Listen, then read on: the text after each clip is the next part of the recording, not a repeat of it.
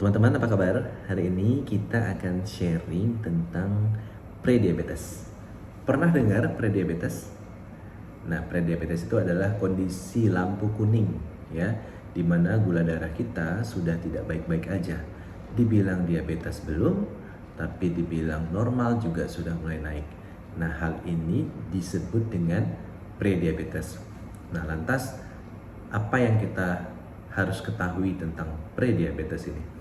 Nah, definisi dari prediabetes adalah bahwa gula puasa sudah lebih dari 100 mg per desiliter, di mana pada orang normal gula darah puasa itu biasanya kurang dari 100 mg per desiliter dan gula sewaktu itu kurang dari 140 mg per desiliter. Nah, bila gula darah sudah di atas 100 dan kurang dari 126, maka kondisi ini disebut dengan prediabetes. Apakah kita harus takut? Tentu tidak ya.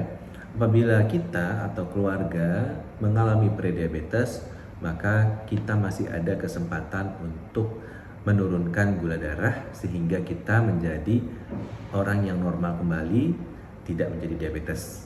Tapi kalau kita gagal mengkonversi prediabetes ini menjadi normal atau normoglikemik atau kondisi yang normal, maka nanti sebentar lagi bisa-bisa kita akan menjadi penderita diabetes. Nah, apa sih sebenarnya gejala dari prediabetes ini? Sebagaimana kita ketahui bahwa diabetes atau prediabetes ini bahkan hampir tidak ada keluhan.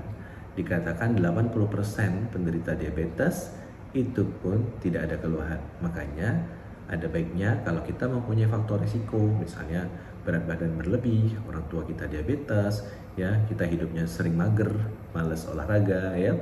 Kemudian kita sering mengkonsumsi makanan-makanan yang manis.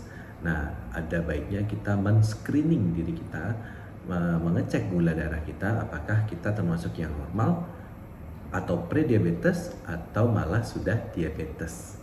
Supaya apa? Supaya kita menghindari komplikasi jangka panjang dari diabetes, yaitu penyakit jantung koroner atau penyakit ginjal kronis atau stroke, ya. Nah, jadi gejala-gejala yang mungkin bisa kita dapatkan yaitu yang pertama banyak minum, banyak haus, ya. Kemudian sering lapar-lapar, kemudian disertai gatal-gatal, bisa ada penurunan berat badan dan kencing malam yang sering. Nah, ini beberapa gejala yang mungkin diderita oleh penderita prediabetes. Nah, kalau kita sudah mengalami gejala tersebut, kita screening gula darah kita. Yang pertama, gula darah puasa sudah lebih dari 100 dan kurang dari 126. Yang kemudian gula darah sewaktu kita sudah lebih dari 140 tetapi tidak melebihi 200 mg per desiliter. Kita sudah terkonfirmasi diabetes. Satu lagi, pemeriksaan HbA1c. Bila HbA1c sudah di antara 5,7 sampai 6,4, maka sepertinya kita sudah terkonfirmasi prediabetes.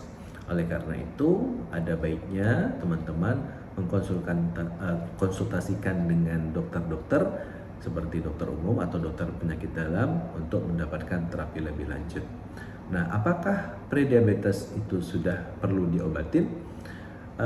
Apabila kita masih bisa menjaga makannya, kemudian rajin olahraga, ya minimal 5 kali dalam seminggu, 30 menit sehari dengan intensitas yang moderat seperti jalan kaki cepat, sepedaan, berenang, gitu ya. Kemudian kita bisa mengontrol stres, cukup tidur, dan makan makanan yang rendah indeks glikemik.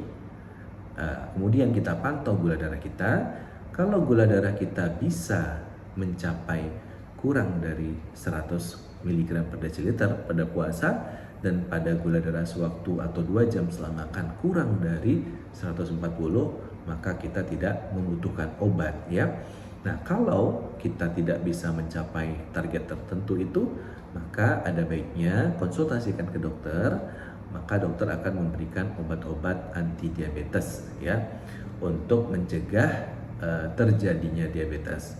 Nah, jadi apabila kita sudah mendapatkan diri kita atau teman kita atau keluarga kita jadi orang yang prediabetes, maka segera konsultasikan ke dokter penyakit dalam atau dokter di dekat rumah kamu untuk mendapatkan informasi yang lebih akurat. Mudah-mudahan bermanfaat ya teman-teman ya. Assalamualaikum warahmatullahi wabarakatuh.